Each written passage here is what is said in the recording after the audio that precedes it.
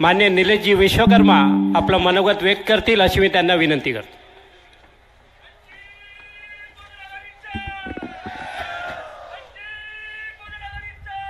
विजय असो.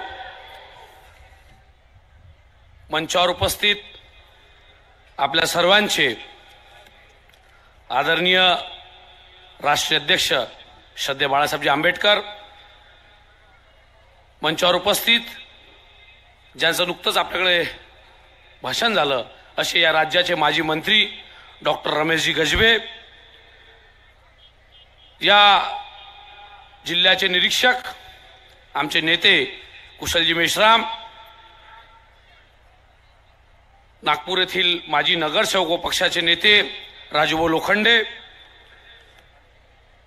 डॉक्टर निशाताई शेंडे, आमचे सहकारी नागपूर शहरचे अध्यक्ष रविभाऊ शेंडे, ज्यांच्या अध्यक्षतेत हा कार्यक्रम पार पडतो आहे असे जिल्हाध्यक्ष दिलीपजी दुपारे, मंचावर उपस्थित दुसरे जिल्हाध्यक्ष विलासजी वाटकर साहेब, महिलाच्या जिल्हाध्यक्ष विश्रांतीताई रामटेके, शहरच्या अध्यक्षा संगीताताई गोधनकर, तनुजाताई रायपुरे, ज्यांचं सुंदर असं संभाषण झालं असे प्राध्यापक खेमराजजी उईके, दोन आमचे महत्वाचे नेते अरविंदजी सांदेकर आणि दुसरे आमचे भगवानजी बोंडे, युवा आघाडीचे आमचे प्रदेशचे सदस्य विनयजी भांगे, या जिल्ह्याचे युवा अध्यक्ष मनीषजी बोरकर, सुमेशजी गोंडाने, अतुलजी शेंडे, विवेकजी वानखडे,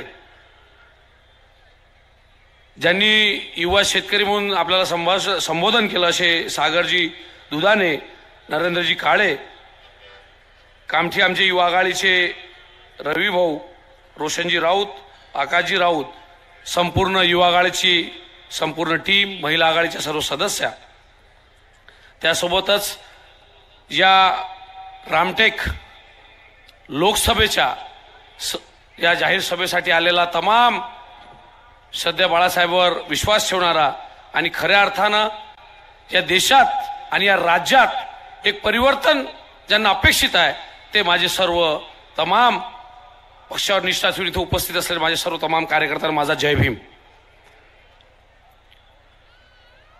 आज काय परिस्थिती आहे? 3 दिवसाआधी अवकाळी पाऊस आला, गारपीट झाली.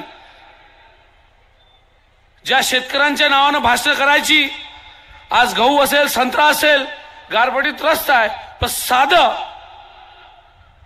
पंचनाम्याचंही आश्वासन दिलेलं नाही. एवढं नाकारता सरकार महाराष्ट्र राज्यात सध्या सुरू आहे.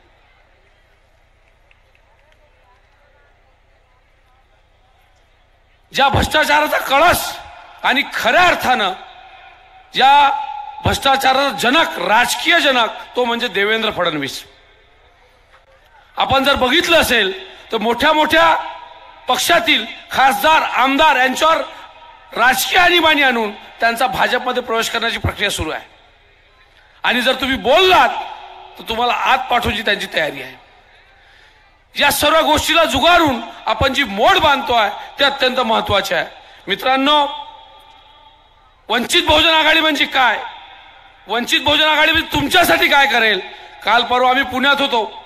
साहेब पुण्याच्या भाषणात जेव्हा बोलत होते तर आधुनिकीकरण आणि शेतकरी येणाऱ्या शिक्षण व्यवस्थेवर बोलत होते. आणि आज रामटेकला जेव्हा मी आलो, साहेबांचा सहवास झाला. साहेबांनी सांगितलं जर वंचित आघाडी आली तर निश्चितच या पूर्ण परिसरात ऑक्सिजन पार्क आपण उभं केल्याशिवाय राहणार नाही.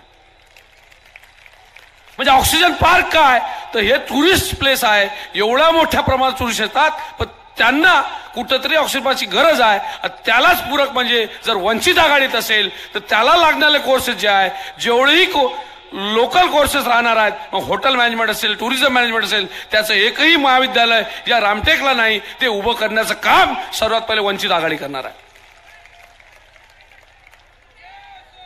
जेवढाही तरुण आज हा टेम्पररी आहे संपूर्ण महाराष्ट्रातला, वंचित आघाडी सत्तेत आल्यावर सर्वात पहिले त्याला परमनंट करण्याचं काम वंचित बहुजन आघाडी करणार आहे.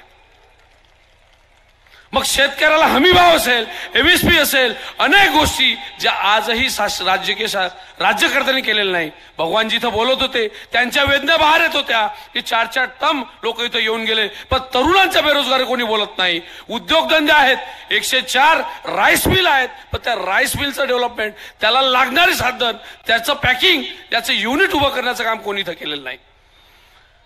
सातत्यानं कोणते ना कोणतं कारण देऊन आणि त्या व्यवस्थेत उभं केल्या नाहीत. जर आपण वंचित आघाडीला निवडून द्याल तर इथून ज्या रेडियसमध्ये असेल सर्वात पहिली MIDC रामटेकला उभं करण्याचं काम वंचित आघाडी केल्याशिवाय राहणार नाही.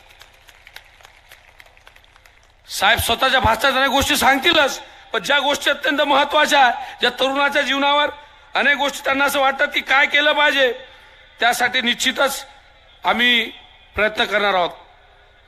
ज्या फडणवीसांकडे या राज्याचं गृहराज्यमंत्रीपद आहे, आज गुन्हेगारांचा क्राईम रेट अत्यंत कमी झालेला आहे, कारण सर्व गुंड हे राजकीय पक्षात आलेले आहे. क्राईम रेटच नाही. सर्व SP IB सर्व सांगतात का महाराष्ट्रात क्राईम गायब झाला. अरे क्राईम कुठं गायब झाला, तर सर्व क्राईम भाजपमध्ये येऊन गेला. ही परिस्थिती बदलायची असेल तर तुम्हा आम्हाला सर्वांना जागा व्हावं लागेल. मित्रांनो, आपल्या सर्वांना वाटते, जेवढे वक्ते इथं बोलून जातात सर्व ऐकणारे सांगतात का सध्या बाळासाहेब संपूर्ण महाराष्ट्रात पिजून काढत आहे, पण आपली काय जबाबदारी आहे, वंचित आघाडीचा कार्यकर्ता म्हणून माझी काय जबाबदारी आहे, हे आपल्याला ठरवावं लागेल. तुमची तयारी आहे का? अरे तुमची तयारी आहे का? जर तुमची तयारी असेल तर मित्रांनो, हा निश्चय करा, या सभेतून जेव्हा आपण निघू तर निश्चित रोज नवीन 5 लोकांना आपला पक्ष समजून सांगितलं पाहिजे.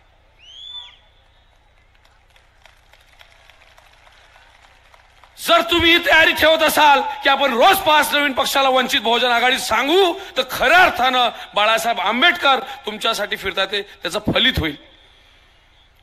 साहेब येतील जातील, पण इथचा आदिवासी समाज, इथचा अनेक समाज, अनेक OBC नेते आहेत, अनेक माझ्यासारखे तरुण नेते आहेत ज्यांना आयुष्यभर संधी भेटू शकत नाही, ती संधी श्रद्धेय बाळासाहेब आंबेडकर देत आहेत. मी राम बघितला नाही, पण मला खऱ्या अर्थानं वाटतात की त्यावेळेसही रामांना जे साथ दिली होती ती वंचितांनी दिली होती. मग तो केवट असेल, निषाद राज असेल, ज्या ज्या लोकांनी त्यांना साथ दिली, तोच खऱ्या अर्थानं रामाचं स्वरूप मला बाळासाहेबांमध्ये दिसतंय.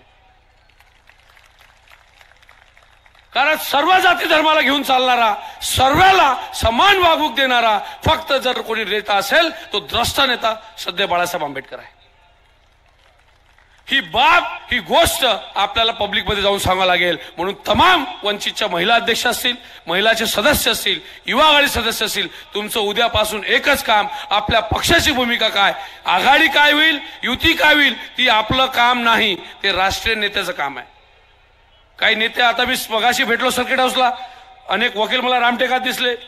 निश्चित त्या वकिलांचं स्वागत आहे, पण त्या वकिलांचं स्वागत केव्हा आहे? जे आज वकिली करतायत त्यांच्या लक्षात येत नाही की काय युती केली नाही, काय युती झाली नाही. त्यांच्या मनात जे प्रश्न आहे त्यांना इथून उत्तर देऊ इच्छितो. मित्रांनो, तुम्ही आपला बूथ बांधा.